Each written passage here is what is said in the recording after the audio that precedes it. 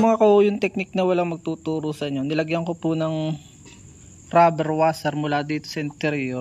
May nabibili po naman sa online. Ito bubutasan lang dito. At gagamitin ko likod at harap dito. May washer dito, may washer sa likod.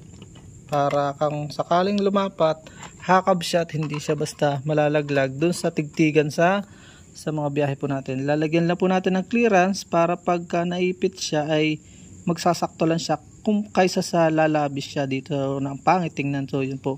At kahit hindi na siya makita, basta siya ay hakab doon, bubutasan ko na lang ng gunting.